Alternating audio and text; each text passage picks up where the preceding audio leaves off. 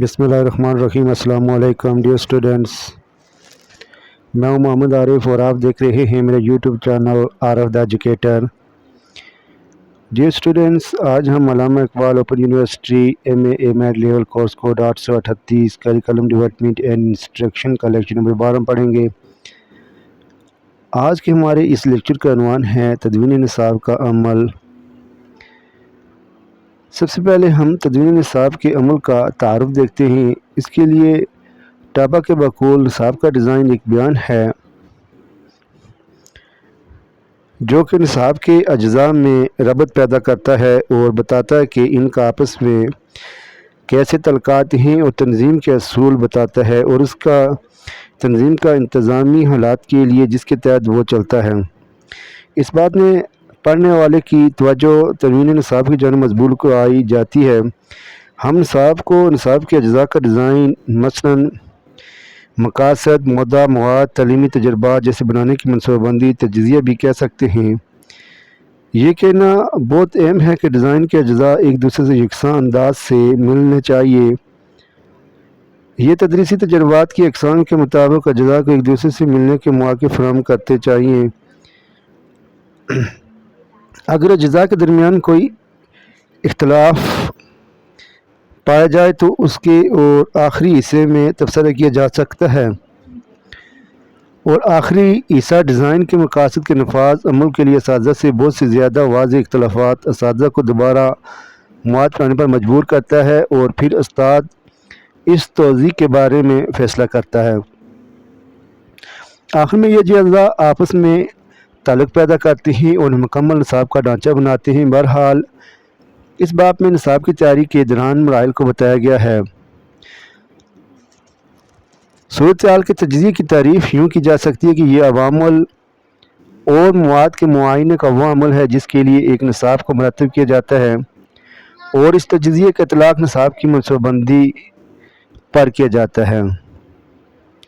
Nicholas and Nicholas सूरत हाल के तज्ज़िये के अमल को यूँ बयान करता है कि एक ऐसी सूरत हाल मौका जो तालिब इल्म के गहरानों और पस मंज़र स्कूल का माहौल, इसके अमले, सहूलियात, लवाज़मात जैसे मुतअद्दिद अवामिल से मिलकर बना होता है। इन अवाम का तज्ज़िया मा ज़ाती तज्ज़िये की जो निसाब मनसूबाबंदी के इतलाक़ का मताले पर मबनी हो मुंतकी अप्रोच बयान निसाब की जानिब पहला कदम है।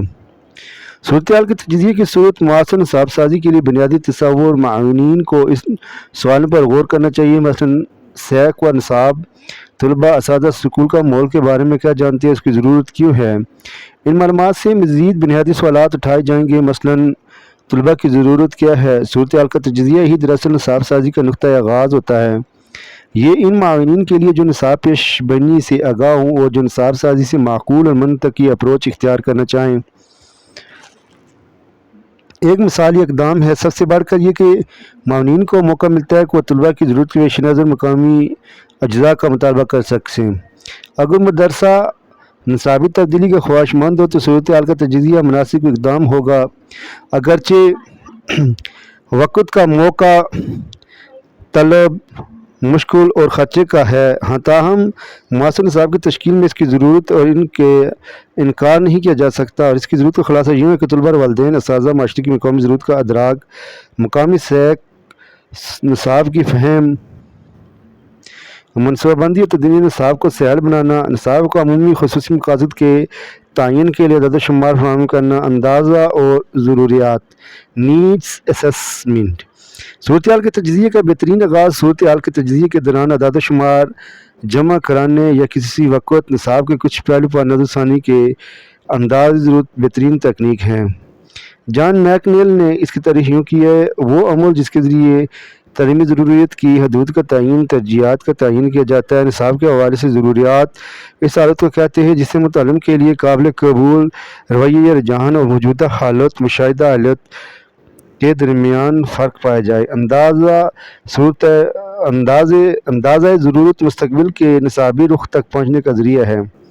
अंदाज़ा ज़रूरत के मराइल हम देखते हैं। अंदाज़ा ज़रूरत के बहुत से तरीके हैं मगर यहाँ अल-ख़वाज़मी का ज़रूरत अख़ज़ करने का तारीफ़ी तस्वुर बन के जा रहा है। इस तस्वुर में 5 مراحل کی اپروچ بیان کی گئی ہیں۔ ان میں سے تصور لیا جاتا ہے کہ اندازہ ضرورت کی سرگرمی اسکولوں کی سطح پر لائی جانے والی سرگرمی کو گویا تبدیل علاقائی انتظامی سطح پر بھی لائی جا سکتی ہے۔ پہلا مرحلہ گولز کے بیانات کی تشکیل۔ وہ لوگ، اساتذہ، والدین جو بھی اندازہ ضرورت کے عمل میں شامل ہوں، وہ طلباء کے لیے قابل قبول اور طلباء کے ترجیحی رویے پر بیانات بناتے ہیں۔ یہ نیا سطح خواندگی، حساب کتاب کی صلاحیت، ذاتی مہارتیں، مواد کا عمل، موضوعی مہارتیں، ذات کا تصور، جسمانی نشوونما وغیرہ سے متعلق ہوتے ہیں۔ دوسرا مرحلہ گولز کے بیانات کی شرح مقرر کرنا۔ پہلے مرحلے میں گولز سے متعلق بیانات ترجیحات ہوں گے، ان گولز کی شرح ماپی جائے گی، پھر اوسط نکالی جائے گی۔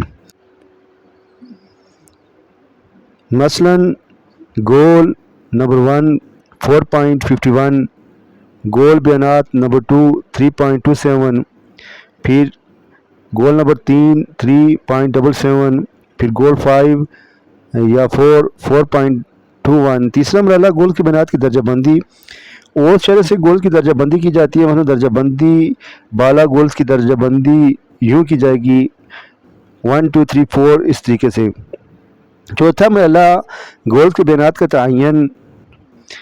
ہر بیان خواہ موضوعی ہو یا معروضی کا جائزہ لیا جاتا ہے تاکہ حقیقت اور متعلم کی ترجیح شدہ حالت کے درمیان فرق کو ظاہر کرنے کے لیے تفاوتی عوامل اخذ کیے جائیں۔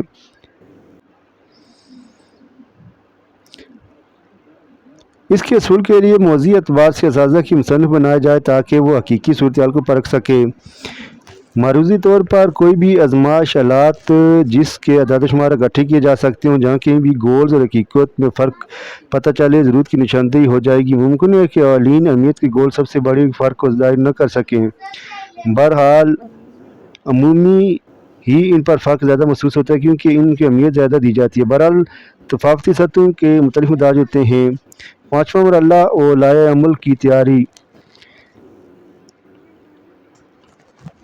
وہ گول بیانات جو نامعاری زیادہ ترجیح کے قابل ہوں ان پر فوری توجہ کی ضرورت ہے۔ تفاوت کی بنیاد پر معاونین ایسا نصاب تیار کرنے میں جو پیش آمدہ مسائل کا حل پیش کریں۔ اب خصوصی مقاصد کی ضرورت پیش آئے گی، نصاب کے عناصر تشکیل پائیں گے۔ اس کی مثال ایک ایسے اسکول ہو سکتا ہے جو باقاعدگی سے اپنے نصاب کی مسلسل بنیاد پر مطابقت کے جائز سے فیصلہ کرتا ہے۔ اس کی اسٹاف گوئی نصاب سازی سے قبل صورتحال پر غور و خوض کرنا ہوگا، کسی اختراع کے رد عمل کے اظہار کے بجائے اندازہ ضرورت کی۔ لہذا اسٹاف کا ایک گروہ والدین کے ایک گروہ سے مل کر اسکول کے بچوں کے لیے گول تعین کرے گا۔ ان گول بیانات کو اسٹاف اور والدین کے نسبتاً بڑے گول کے سامنے پیش کیا جائے گا تاکہ ترجیحات کا تعین ہو سکے۔ اس کے بعد طلباء کی کارکردگی کے اعداد و شمار اکٹھے کر کے حقیقی صورتحال اور ترجیحی صورتحال میں فرق کو دریافت کیا جائے گا۔ جہاں زیادہ تفاوت کے علاقے اس کا تعین ہوگا، شاید خواندگی، مہارت اور خود اعتمادی تو نصابی لائے عمل طے کیا جائے۔ معاونین طلباء کے تصور، ذات کی نمو اور خواندگی کے معیار کی فروغ کے لیے زیادہ ٹھوس اپروچ آئیں گی۔ صورتحال کے تجزیے کا عمل۔ اگرچہ صورتحال کے تجزیے کی ضرورت وہ راہ نہیں ہو سکتی، پھر بھی مشکل اور وقت طلب تصور کیا ہو سکتا ہے۔ بحث کریں گے کہ نصاب کے سیاق و سباق کو سمجھنے کے لیے کسی صورتحال تجزیے کی ضرورت نہیں، اور دلیل یہ دیں گے کہ طلباء کی ضرورت وجدانی فہم رکھتے ہیں۔ ایسے معاونین سے یہ سوال کرنا ہے کہ اس وجدانی فہم کا مشاہدہ کیسے کیا جائے۔ پھر صورتحال کا تجزیہ اور طریقہ کار۔ صورتحال کے تجزیے کا عمل 4 اقدامات تجویز کیے جاتے ہیں: مسئلے کی شناخت کرنا، موضوع عوامل کی نشاندہی کرنا، اعداد و شمار اکٹھا کرنا اور ان کا تجزیہ کرنا، سفارشات مرتب کرنا۔ مسئلے کی شناخت۔ صورتحال کے تجزیے کے مسائل نوعیت کے بھی ہو سکتے ہیں اور عمومی اور بنیادی بھی۔ ان مسائل کا حل ضروری نہیں ہوتا کیونکہ اس کے بغیر کام نہیں چلتا اور اس کے انداز ضرورت کی تکنیک سے استعمال ہوتی ہیں۔ اس کے لیے طلباء کی صلاحیتیں یا پس منظر کا تجزیہ کرنا ہوتا ہے۔ موضوع عوامل کی نشاندہی۔ یہ معلوم کرنے کے لیے کہ صورتحال کے تجزیے میں کون سے مسائل ضروریات پر توجہ دی جائے۔ ماہرین اسکل بیک کے تجویز کردہ عوامل کو حوال بنایا گیا ہے، مگر عام طور پر ایسا نہیں ہوتا کہ عوامل پر غور کیا جائے۔ اعداد و شمار جمع کرنا، ان کا تجزیہ کرنا۔ وہ اعداد و شمار کیسے اکٹھے ہوں جو منتخب عوامل پر روشنی ڈال سکیں۔ بہت سے اساتذہ اپنے تجربے اور بصارت پر بھروسہ کرتے ہوئے صورت حال کا تجزیہ کریں گے، کچھ دوسرے اس کے بالکل قطع نظر ہی کر لیں گے، تاہم یہ یقینی عمل وجدان پر تکیے کے بجائے نظم طور پر اعداد و شمار اکٹھے کیے جائیں۔ سفارشات مرتب کرنا صورتحال کے تجزیے کے ماڈل میں ضروری ہے کہ آخر میں سفارشات مرتب کی جائیں اور دیے گئے مقاصد کی روشنی میں سفارشات اقدامات ہوں۔ زبان دانی کی مہارت کے لیے طلباء کی خواندگی کا معیار بڑھایا جائے۔ کالج کی سطح پر پڑھائی جانے والی زبان کو ثقافت کا کورس لگایا جائے تاکہ طلباء زبان کو بہتر طور پر سمجھ سکیں۔ اسکول اور سٹاف ذہین طلباء کی نشاندہی کے لیے موضوع وسائل رکھتا، مواخذ تجزیے سے حاصل شدہ نتائج کی بنیاد پر سفارشات مرتب کی جائیں۔ صورتحال کے تجزیے کا ربط صورتحال کے تجزیے سے حاصل شدہ اعداد و شمار معاونین کے مؤثر نصاب سازی کے قابل بنائیں۔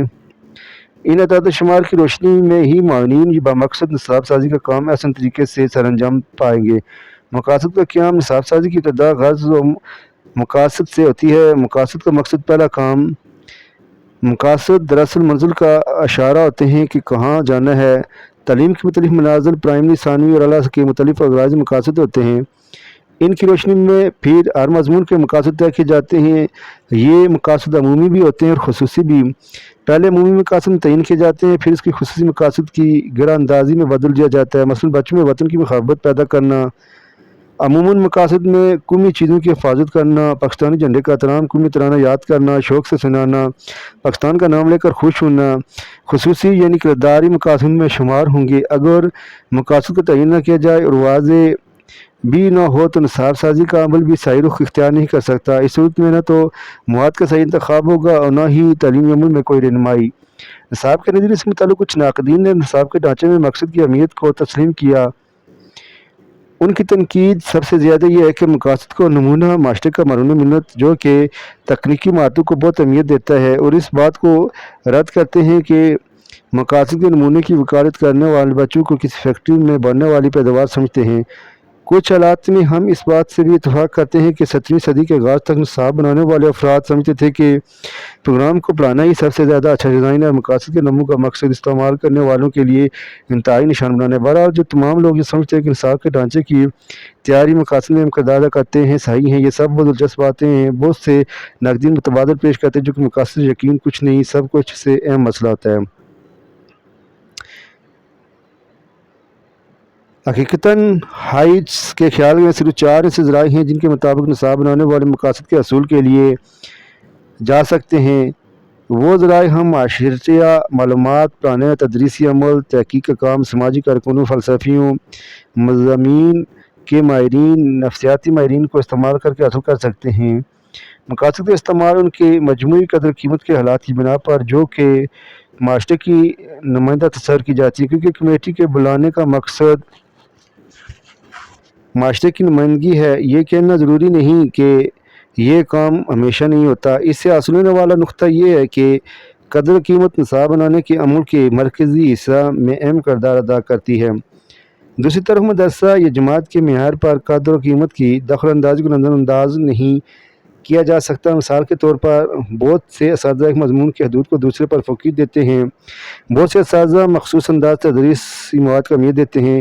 یہ سب کچھ قدر قیمت میں شامل ہیں۔ قدر قیمت اس وقت مسئلہ بن جاتی ہے جب وہ دلیل کے اوپر چھا جاتی ہے۔